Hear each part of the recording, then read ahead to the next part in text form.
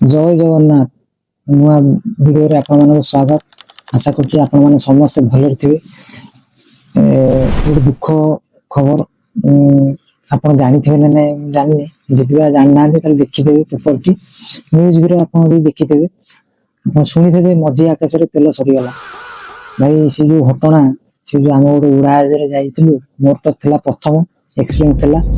तो सेटा कोन हला फास्ट लास्ट देखिए लाइक शेयर फॉलो सब्सक्राइब करिए। एमिति भयावह पूरा माहौल हेला से फ्लाइट भीतर इमेजिन बाहर हम आगे जाइथिलु दिल्ली जाइथिलु से कुल्लू मनाली जाइथिलु। हमर जर्नी थिला भुवनेश्वर रो दिल्ली।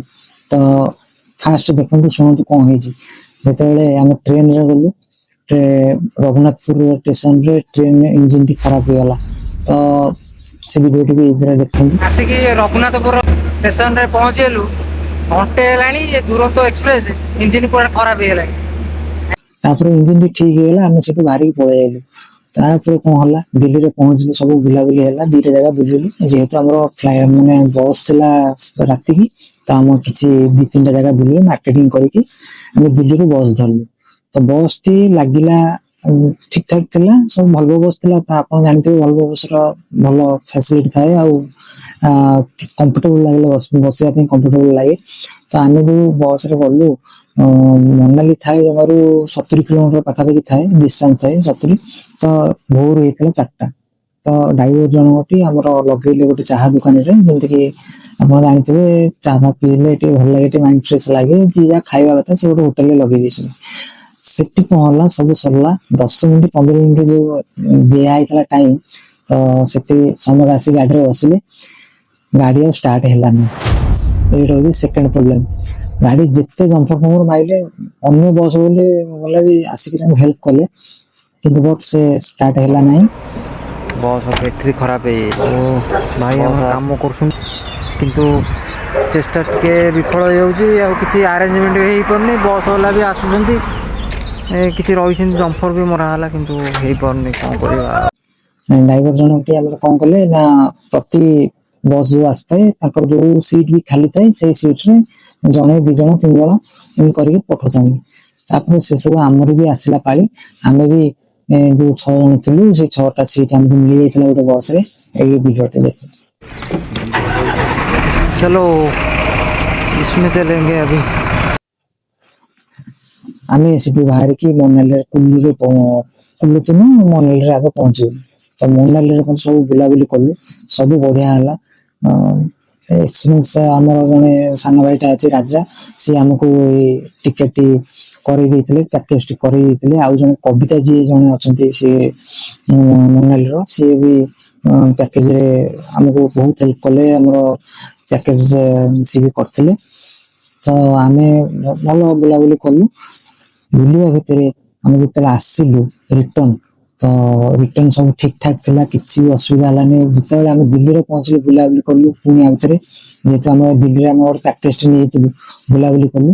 तो जो फ्लाइट थिला आमर 6:20 तो आमको 3टा रात आम उठीगलु 3टा रू 4:30 भर आम जो पैकिंग फैकिंग थिला सब रेडी हो गला।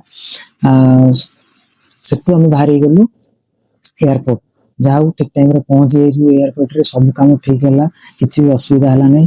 6:20 जो फ्लाइट टा थिला से फ्लाइट रे हमको 7टा जाए करदेला जेहेतु टिके मेघ फेघ पकौला तो क्लाइमेट टिके खराब थिला।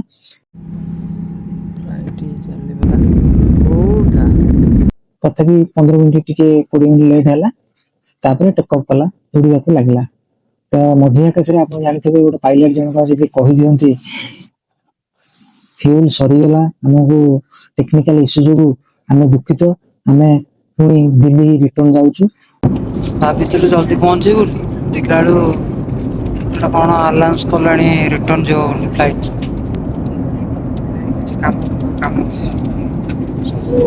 भयभीत आपण मैंने सीट बेल्ट बांधि दिंतु एवं किए विचलित हूँ ना भाई किए कौन विचलित हम समस्त फाटू थाए भाई मोर इसी भाया। अवश्य आमर था फास्ट एक्सपीरियंस तो मुझे गोटे पाराग्लाइडिंग करी तेणुक मत भी किसी लगी नाला कहीं जोश थाए। आ देखो कथार अच्छी हिंदी रे डर का आगे जीत है तेणुक ଆମେ ତ କେତେ ମାନେ ଇଏରୁ ମୁକୁଳିକି ଆଇଛେ। ତ ଦେଖିବାକୁ ଚାହୁଁ ଯେ ଏବେ ଆମର ଥିଲା ଫାଷ୍ଟ ଏକ୍ସପିରିଏନ୍ସ ଯେତେବେଳେ କହିଦେଲେ ଆମର ଦିଲ୍ଲୀ ଯାଉଛୁ ରିଟର୍ନ, ତ ଦିଲ୍ଲୀରୁ ତ ଉଡାଣ ଭରିଥିଲା। ସେଠୁ ଆସିଲା ପରେ ଭାଇ ସେ ଦିଲ୍ଲୀ ନ ଯାଇକି ଆମକୁ ବୁଲେଇଲା ଆକାଶରେ, କହିଲା ତାପରେ ଜୟପୁରରେ ଲ୍ୟାଣ୍ଡିଂ କଲା। ମୁଁ ଦେଖିଦେଲି ଯେତେବେଳେ ପାଖାପାଖି ହେଇଗଲା ମୋବାଇଲ ଯେତେବେଳେ ଫ୍ଲାଇଟ୍ ମୋଡ୍ ଥିଲା ମୁଁ ଅନ୍ କଲି, ତ ସେତେବେଳେ ଲ୍ୟାଣ୍ଡ କରିବାକୁ ଯାଉଥିଲା। ମୁଁ ସେଇଠି ଦେଖିଦେଇଥିଲି ଜୟପୁରରେ ଏଟା ଲ୍ୟାଣ୍ଡ କରୁଛି ବୋଲି। ଜୟପୁରରୁ ଓହ୍ଲେଇଲା ଜୟପୁର। ତ ଜୟପୁରରେ ଲ୍ୟାଣ୍ଡ କଲା।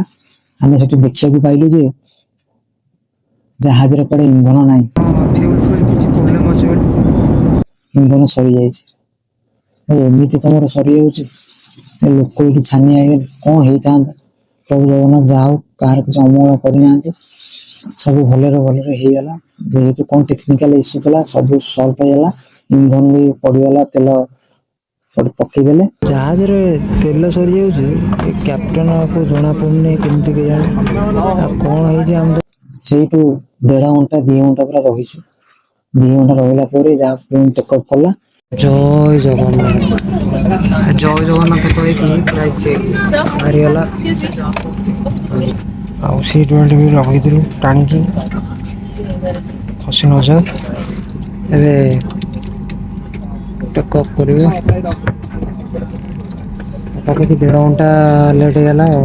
1.5 ଘଣ୍ଟା 2 ଘଣ୍ଟା ପାଖାପାଖି ଲେଟ୍ ହେଇଗଲା।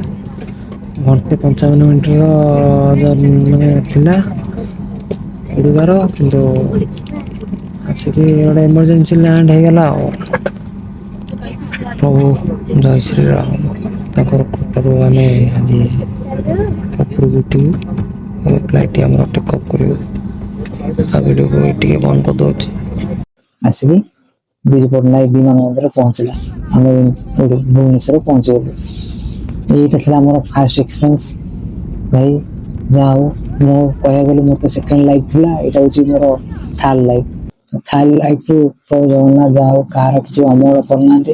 ତେଣୁକରି ଭିଡ଼ିଓକୁ ସେୟାର, ଲାଇକ୍, ସେୟାର, ଫଲୋ କରି ସବସ୍କ୍ରାଇବ୍ କରିବେ। ରହିଲି, ଜୟ ଜଗନ୍ନାଥ। ଭିଡ଼ିଓ ବି ବହୁତ ଭଲ ଭଲ ଭିଡ଼ିଓ ଆସୁଛି।